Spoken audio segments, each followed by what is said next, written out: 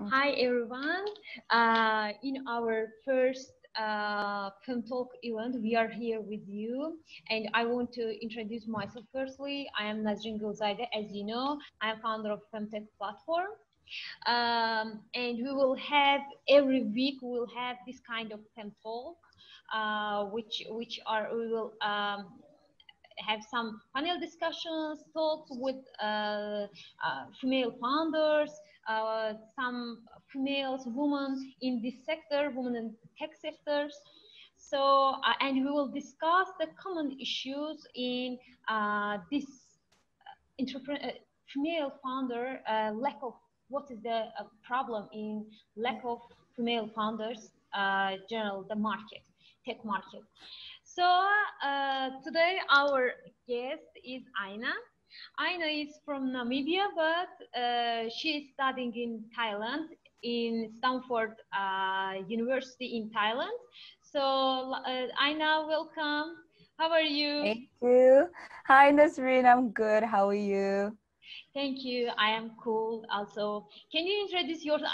Actually, I know you from our summer school, but Yes. I wanted know. I want to that my community, my audience, know you deeply. Can you introduce yourself? Yes. Well, hi, everyone. My name is Aina, and I am so excited to be on FemTech's platform. It is such an honor. And so, basically, about myself, I've been living in Thailand for 3 years now. So, I'm studying Bachelor's of Business Administration, and I'm doing a minor in trade. But I come from a really small country in Namibia. It's like 2.5 million people. Mm-hmm. And, I come from a family where my dad's an entrepreneur. My mom works in the corporate industry, but she herself always tries to get her hands on any entrepreneurial business. So basically, I grew up, like being fed by entrepreneurship. And so just being in that environment just caused this desire to want to do my own thing and want to just strive beyond what I am capable of, because that's what I grew up around, trying, seeking out opportunities, grabbing every opportunity that comes to you. So yes, that's like a little bit about myself, and you will get to know more about me as we go through this discussion. Thank you, Aina. And guys, today we will talk, and it's going like a discussion. It will be topic is that student perspective in entrepreneurship, and we will touch this point that I think in current situation in uh, especially my country, and I will ask from Aina to give an example from her country, how the process is going, and which kind of things students need for improving their entrepreneurial mindset. Yeah. So let's start with okay, let's start. Maybe we can start with the Aina side. Aina, Yeah. what do you think? What in during this student, it depends on the country. In our country, we have four Yeah. years, for academic year in university, Mm-hmm. and I think it's great, and it is like. Um, extra, like we have 4 years for improving Yeah. ourselves, and Yes. also take time uh, to uh, to being busy with another things. What are you saying? Yes. What do you think about it? Yes, I think like each country has its own standard, each country has its own Mhm. process. And primarily I've been in Thailand, and so I've got to experience the fullness of entrepreneurship in Thailand. And what I can tell you is at Stanford we have our degrees are 3.5 years, and in this year you get you get fed educationally, and then you get the practical side of doing business or whichever field you're studying in. And there's one part of your degree that is very essential, and that's the last part of your year, which is your internship, right? And many might think, okay, some take internships really seriously, others don't. But internship is basically what gets you, like a jump start into your career. And of course, what the internship you do now it's not even going to be close to what your career path is going to end up being. And many students don't actually see the importance of getting an internship that's going to get you the experience that you need, all right, or for that time period. And that's the benefits of an internship. And I made a few notes, right? And from being at Stamford, I have done internships before my internship semester. And through these internships, I've gained experience in marketing, digital marketing, social media marketing, sales marketing. I've gotten exposure to the entrepreneurial industry, not just from me sitting in a classroom or attending the online summer school that we did, which was fantastic because they give entrepreneurship to you in such a different perspective. And I think that's what people lack. They lack perspective and understanding to what you can actually achieve with entrepreneurship and what is the root of entrepreneurship. And this exposure allows you to network. And if there's anything important now, it's the level of networking, the people you meet. And just through this, I've met business owners, I've met people that are high up on the ladder in the entrepreneurial industry here in Thailand.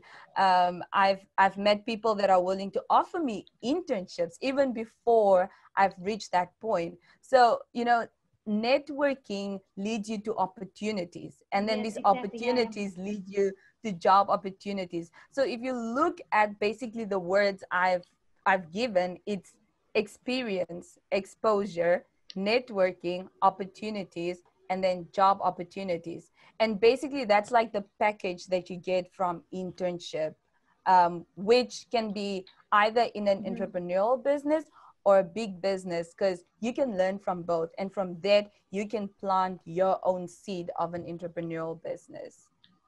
Yes, especially if you're as a who folks to have any startup or business, especially in the doing your internship in some startups.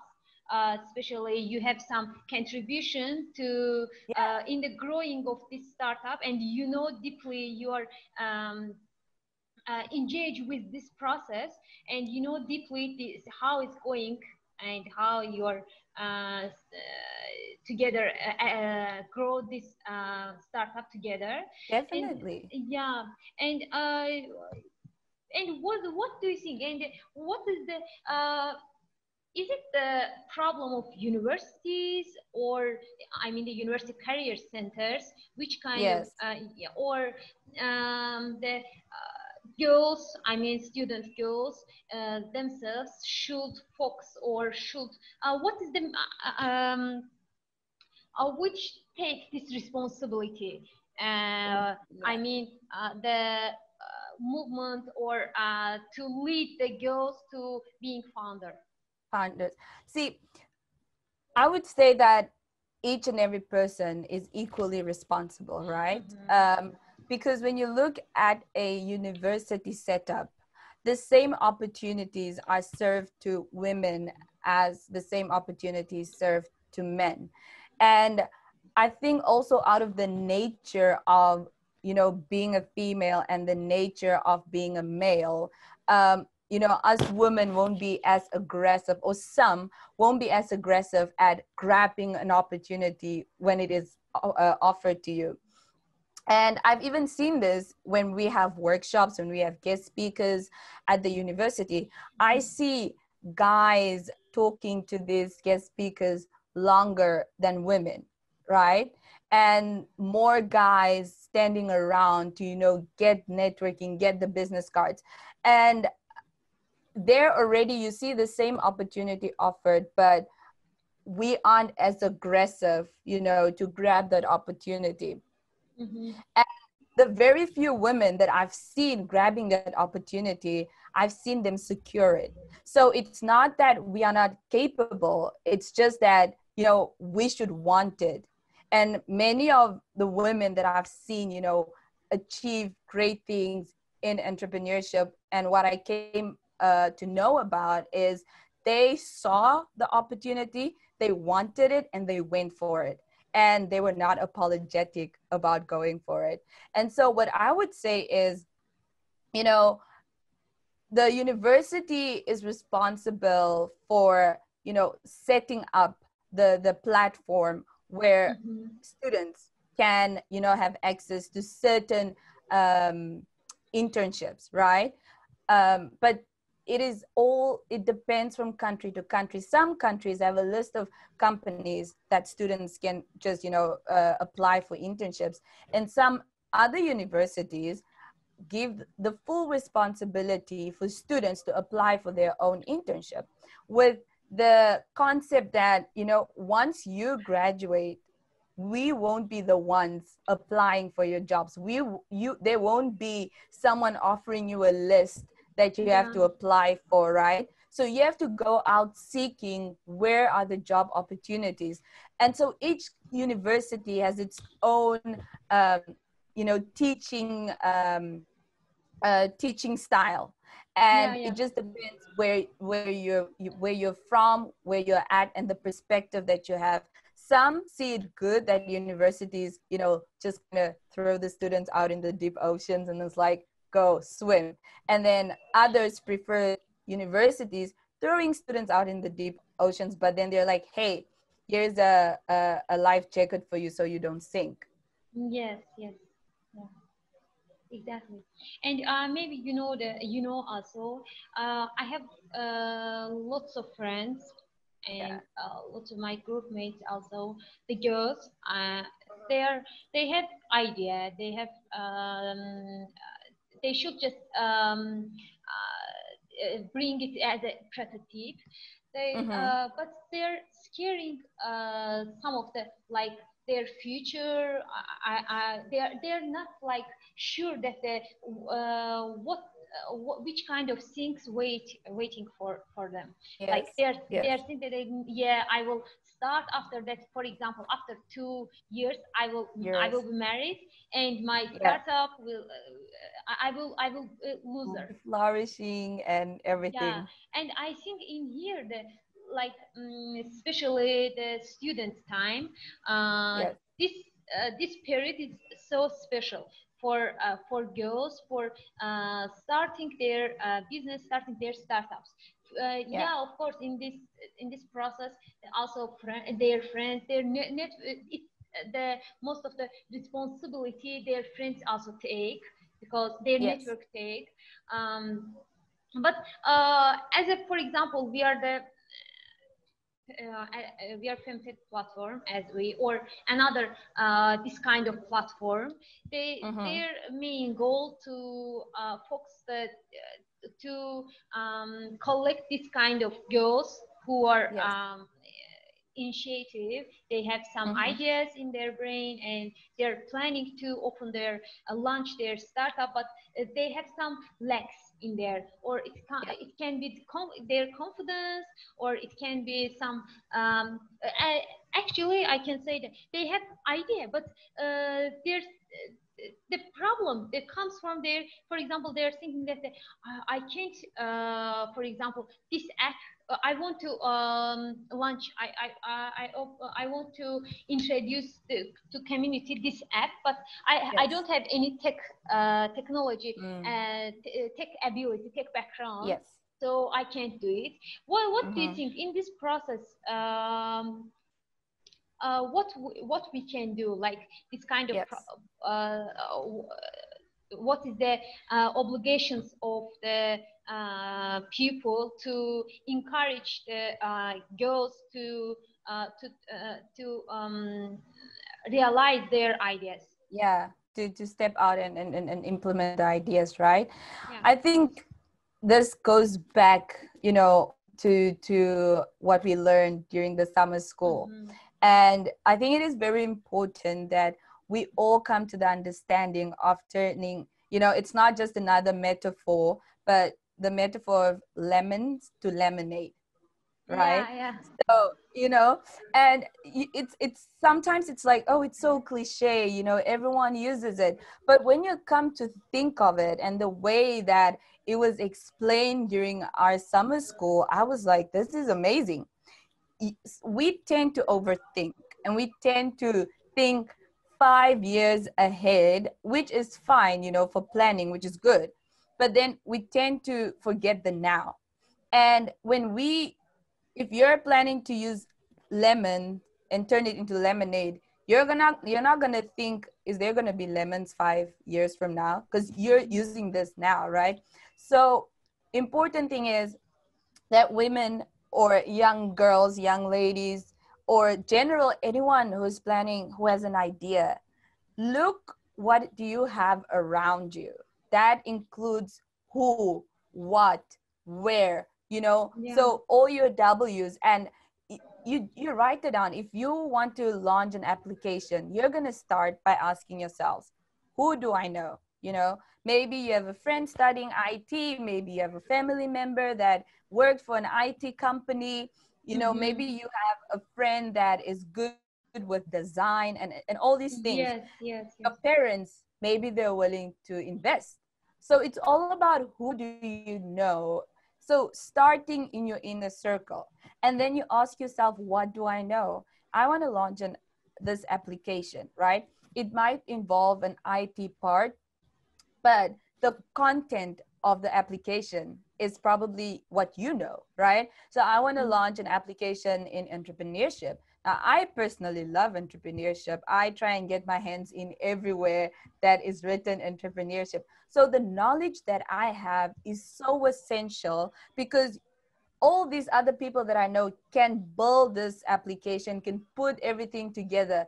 But once I don't have the content for this application, then what is the use of it? So my knowledge, my ability to delegate, my ability to network. See, all these things come together, because if I take my networking skills, I can, in a few days or whatsoever, get to people that are able to help me build this. So it's not just about, oh, I have this idea, but I don't know where to start. Start Mm-hmm. with yourself, start with your family, start with your friends, and then you expand. Who do they know that might be able to contribute? And I think that's just the basic concept of lemons to lemonade. Just Yeah, take what yeah. you have and see what you can make out of it. And eventually people will come and they will be like, can we supply you with more lemons? Can we have you at this event? We have a talk with you about your application? You see? So we have to learn to sometimes just do it and see. Because if there's one thing I learned, is that mistakes and failures just mean that there's more room for improvement. Just like how in entrepreneurship, a no doesn't mean no, it means try again. Yeah, So yeah. if you fail, if you make a mistake, you try again, because there's room for improvement. So I think we should all just really learn to, get this idea and, just step out with it. And we should forget this thing of wanting to step out on a big scale, because it's usually someone gets an idea and they're wanting to go out on big scale, hundred, thousands, like, and it's just like, just start small and see where it goes. And all of these things I'm remembering from the summer school that we had. And, that summer school was just mind blowing for me, because what we're learning as a business student and what I'm learning as an entrepreneur is two different things, but both are essential to be successful depending on what I want to do and achieve in the future. Yeah, especially this kind of, you touched, thank you, this Yeah. point, especially this kind of summer schools by IBA we had last summer. This Yes. kind of summer school is the act the main role in increasing the number of also girls in this business Yes. sector. You see, we had how many person? 60, 70 students we had, yeah. You Wow. know, Yeah, like almost and 100 students. yeah, most of the students are were boys, but you see the active ones were girls Yes. who are active. You see the one girl started to give an example from this process, Yeah. and we see that it's the not the main problem of the main issue that this is not the interest of girls. They are interested, but Yes. some things happened after the university. I don't know, during the university someone demotivate them. Yes. We should, I think we should, it's our obligation, we should find that what is the someone demotivate them, and their return or their say that no, it's not my business, it's not It's my not work. my bit. Yeah, Yes.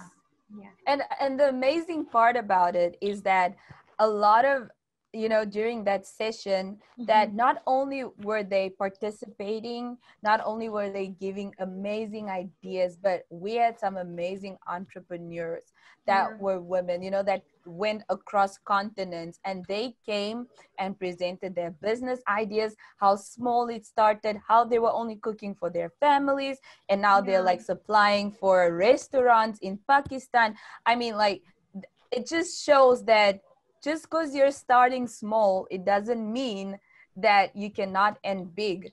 And there was something that Dr. Shahid said, and yeah, he yeah, said, the bigger you start, the bigger the fall, right? yeah. The smaller you start, the smaller the fall, if it doesn't work out, right?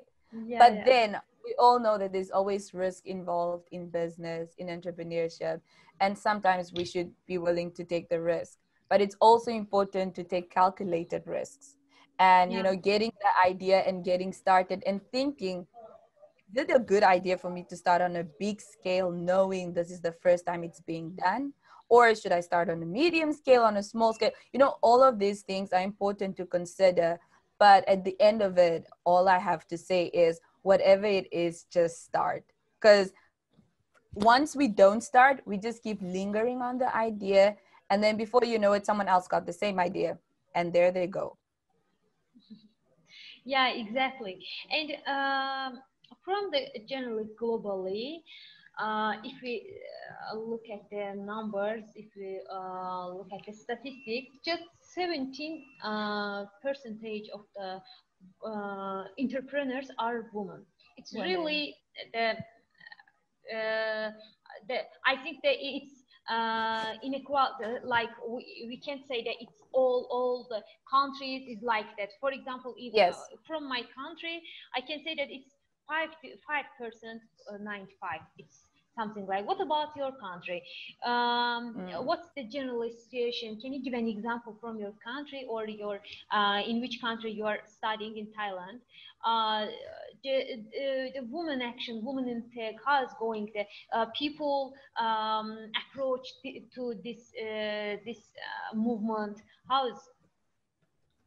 So in Thailand, to be specific, I don't know the exact numbers. I Mm-hmm, didn't actually look into it, but based on what I've experienced and what I mm-hmm, have been seeing, there are a lot of women entrepreneurs. I'm talking about when you go to, we have farmers markets here in Thailand. And since September, I've been attending almost every farmers market, or every weekend I would be attending a farmers market. mm-hmm. And I would say 80% of the vendors at these farmers markets are women. Wow. And I'm not talking about big sized businesses. Yeah. I'm talking about small scale, like uh, a business with 3 to 4 employees, Mm. right? A business operating on 3 to 4 employees, but they're successful. Yes. A business where it's DIY, do it yourself, but they are successful.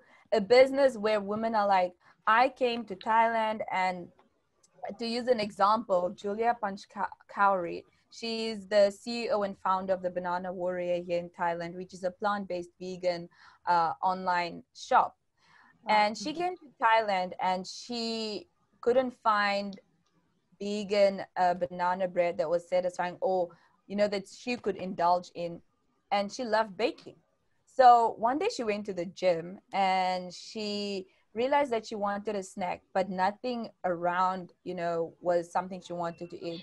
So she went home, baked herself a loaf of banana bread, and she had that. So the next time she went to the gym, she told the owner, would you maybe be interested if I brought samples to the gym, and if people like them, would you be willing to sell my banana bread at the gym? It's healthy. Some of them are gluten free. They're all plant based, no sugar, no processed ingredients, right? So from that, so she started baking for a gym, and now she is baking for and delivering all across Bangkok. She delivers to the islands, Koh Samui, Hua Hin, Phuket. Like, it all started small. She had a problem and figured probably other people have the same problem. So she approached someone, that person said yes, and from there on, people started spreading the word. So she didn't have to do the marketing all by herself. People loved what she was doing, and they felt like a problem they had was being solved. And Bangkok has a growing vegan industry at the moment. And what I can tell you is her business is thriving right now. So it's, she started small, but now she's like big scale. She is all over. Everyone knows, most people know her brand, and it's amazing. So this is what I've been experiencing here in Thailand. This is what I've been experiencing with the women that I've come across, the women that I've encountered. And yeah, so it's amazing. It's not just foreigners. I'm talking about Thai individuals. And I'm working on a project called Startup Pulse Thailand. And so basically on this project, we get to interview entrepreneurs in Thailand. And with each entrepreneur, we post them they get posted on an Instagram page called Startup Pulse Thailand. And you will go see that there are female entrepreneurs who are working on small business. And it's amazing, right? It's so amazing that they had this idea, they saw the need for it, Yeah. and they just went for it. And that's just the beauty of it, doing what you believe in And and without making it. taking, yeah, and without taking any problem of family or their children, and they all the one just our problem is that um, we should believe the woman to balance that they can balance all of the things, Yes, like yes, also their family, also their children. It doesn't mean that one woman is working means that she doesn't have any family or something, that just she definitely. yeah. Like there's no order to success, right? Like it doesn't say for you to be successful you have to be a single mother, for you to be successful you have to be a married woman, right? Yeah. There's no order to success. I can be a married woman with 4 kids, and having a healthy and happy household and still running a very much successful empire. Like there's no order to success. And I've seen women do it, and it's amazing. Like we can do it. Yeah. And I wanted know from your side, your Yes. perspective. Can you recommend anything as a student that to another girl student for something for improving their entrepreneurial mindset, for prepare themselves for startup ecosystem, Yes. businesses ecosystem, for generally what we in as a girl, as a student girl, which kind of Yes. needs which kind of things they need to preparing to market. Can you give Yes. any recommendations to our students, girl students? Of course. Now, if you were like me, you would do anything and everything. Yeah. So that's me in a nutshell, right? Um, when you love something and when you're really interested in something, there's nothing that can stop you, right? Even when all the doors are shut, you're like, this can work. I can do it. And that's the passion. That's the passion that drives a lot of entrepreneurs. Because being an entrepreneur is not easy at all, because you Mm. come into a market, some markets are saturated, some markets are unexplored. So it's really important that we understand grabbing opportunities and identifying gaps in markets. And another thing is just like seeking for those resources that have been unexploited. There's so many resources, so many um, things around us that have not been exploited, that we can use, right? Mm-hmm. But to add up to it, it is really important that we do entrepreneurial courses. If you're able to be a part or attend an event where they're talking about women in leadership, or they're talking about how to be an entrepreneur, or we Mm-hmm. have this thing in Thailand called Entrepreneurship Week, and it's actually happening. It just passed. It ended on the 22nd. And it's a week of just going online. Well, due to COVID now, you meet online, and there are different entrepreneurs, different sessions, and it's Yes, yes, amazing. You yes, yes. get to hear from different women Mm-hmm. and stuff. So try and be a part of that. Try and go to events. Like, there's an event here called Super Fail Mm-hmm. that is hosted by Nikon Gormley. It's where business people, entrepreneurs, all these people come, and all you're allowed to talk about is the failures in your business. Because it's easy to talk about the success, right? We can all go on about how successful we are, but it's difficult, or it's not as easy to communicate the failures of your businesses Mm-hmm. without being ashamed of it, or without being like, I don't want to talk about that part of my business. I don't want people to know that we were that low. But that's a sign of success if you're able to do that. Go and learn from the mistakes of other entrepreneurs, which is also very important, because Yes. one person's mistake can save your company a few dollars, can save you some time, some energy, some effort, which are very important as well. Join competitions, entrepreneurial competitions. There is so much that we can do, and like things like competitions teach us to think out of the box, teach us to come up with business ideas in industries that we wouldn't by choice choose to be a part of, but it picks our brains, it sparks our creativity as entrepreneurs.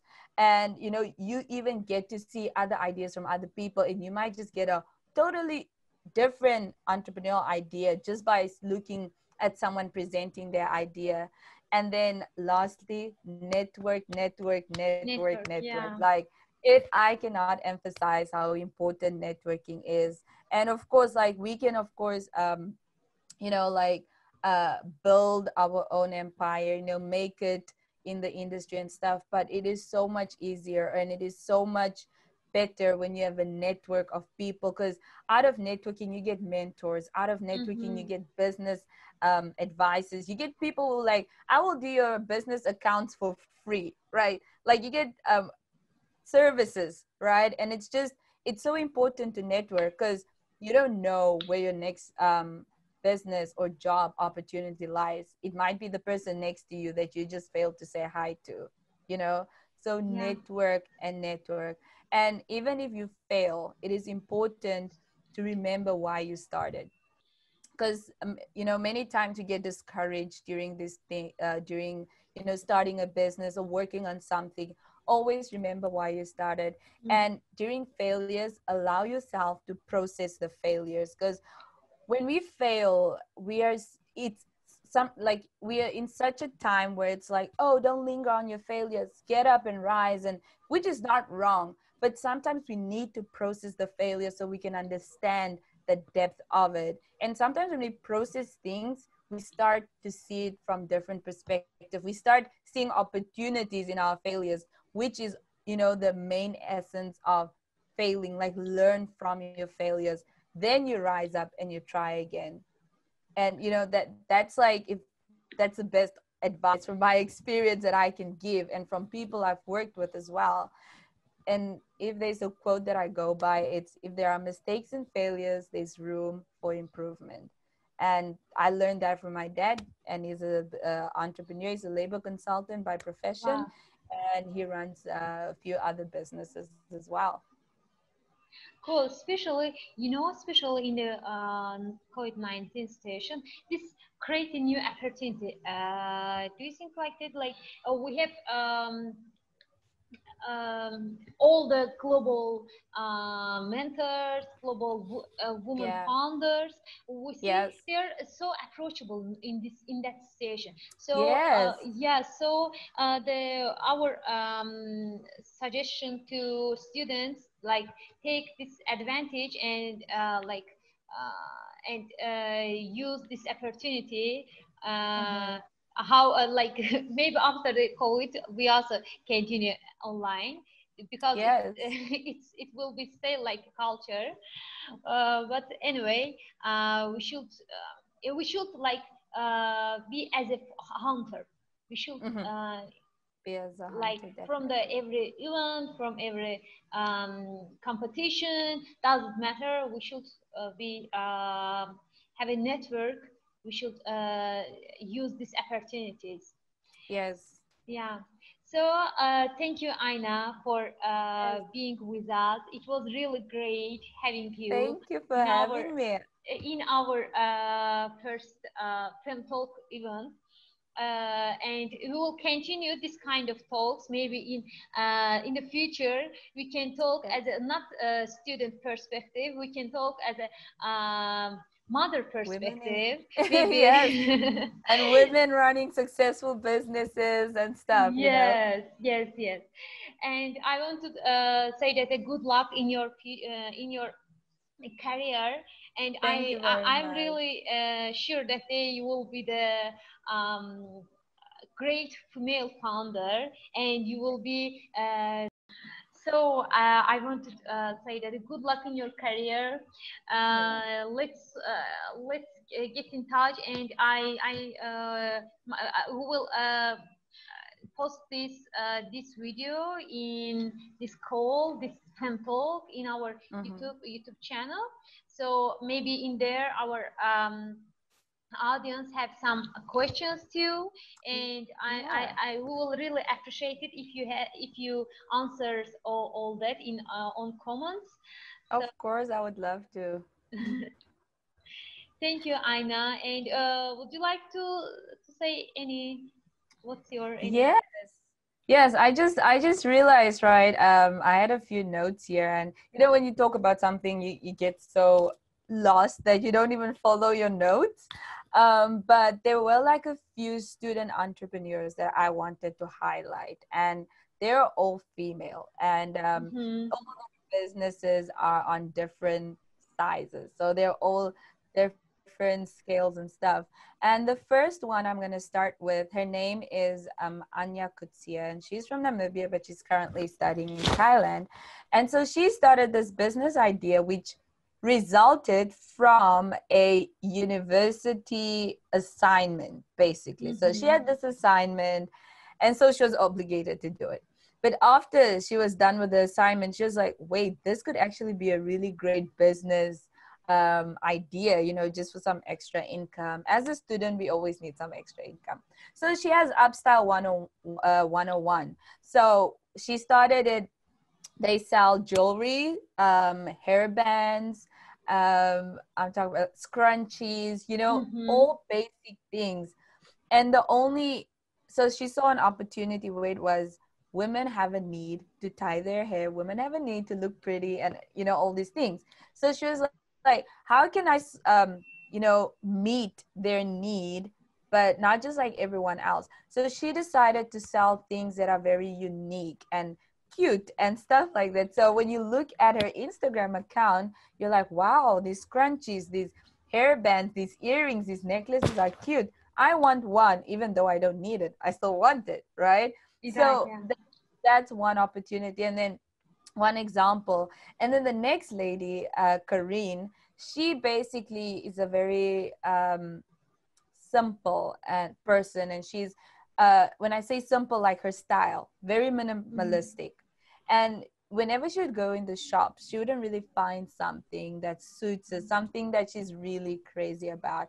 And she has where she wants what she wears to carry a message, and when people see what she's wearing, it portrays a message. So she started a minimalistic Christian apparel, right? So she started making t-shirts that are very minimalistic, but they have a meaning. So if she wears her t-shirts, people would be curious to be like, what does that mean? Like, why do you just have like two hands folded together in your on your shirt? And so, and then she starts explaining, because there's meaning behind what she wears, because she wants to carry a message wherever she goes.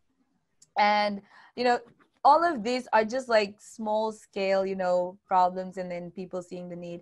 And then we have a lady called Kula Matunga. So she started eco gliding tours, which is in Namibia. And a lot of people usually, I always hear people saying Namibia is so beautiful, the beach, the dunes, the desert, and all these things. And so she was like, how can she take people to experience the beauty of Namibia while keeping it fun and exciting, right? So she started, and she wanted to start a business where people can learn and fall in love with the country that she's from and the country that she's proud of. So she started this business, and now it has become one of the places where people want to go. It's become one of those places where you can go and you can go see historical sightseeing. You can have historical sightseeing tours and adventures in the beautiful town of Swakopmund. And with that business, she attached a souvenir store that sells locally made affordable souvenirs that people can buy and purchase and take with them, so that she's not only showing them Namibia, but she's also offering them like a place where they can get something, where wherever they go they have a little piece of Namibia with them. So we're talking about arts and crafts and jewelry and stuff like that. So these three ladies, I for one like love the concepts, and just where they started from, and and all these three businesses or ideas, concepts, are on different scales, right? So, and then there's one lady that I actually came across from Azerbaijan, right? And she's a 15-year-old that made the rain energy. Yeah, yeah. Yes. Yes, And Rehan Rehan, Jamala. yes. And I was like, that exactly is why we have this platform. That is what we're talking about. Age is not a limit. She was 15-year Yes, old. exactly, yeah. She saw, and I mean, the people that helped her generate this idea, if I'm not wrong, her father was the one that was like, if we can have energy through wind, why not use rain, Yeah. right? And she was like, I'm gonna try and solve that. And from there, she got funding from the government. All you need is an idea that will impress people, and the people will come to you. The government came to, and they're like, we're willing to fund your project. And so like, yeah, so just to end it, it's like 4 different kinds of businesses, ideas that became realistic, and it's possible. It doesn't matter what age, it doesn't matter where you're at, what you're doing, just if you put your mind to it and you decide to go for it, you can achieve it. So I'm I'm yes. really I'm really sure that you will be the real role model for girls in Namibia, Oh, and another one when someone like from Namibia, when someone talks, they will also list your name in the well, give your name in this list. And I'm really sure, Aina, because you're so motivated and encouraged girl. And so thank you for being with us and for your contribution to our students. I after this talk, I hope that um, they will be more motivated and they will take an action. They will take calculated risk. Yes. Yes. Yeah, and another comment you have, or No, I just wanted to say thank you so much for having me. Like, thank you. this has blessed me. This is what I'm passionate about. This is what I love doing, and I love sharing my experiences. I love sharing the knowledge that I have, and we can all always learn from each other. So it's really an honor to be on this platform, and it's definitely not the last time. So thank you very much, and I wish you well. And looking forward to even see videos from your other speakers as well. Yes, and yes, thank you again once again. Really appreciate it. Thank you so much. And also to audience, I want to say that every week we will have this kind of talks. Uh, Stay tuned, and another topics waiting for you. So see you in our next FemTalks. Bye bye. Woo! Bye.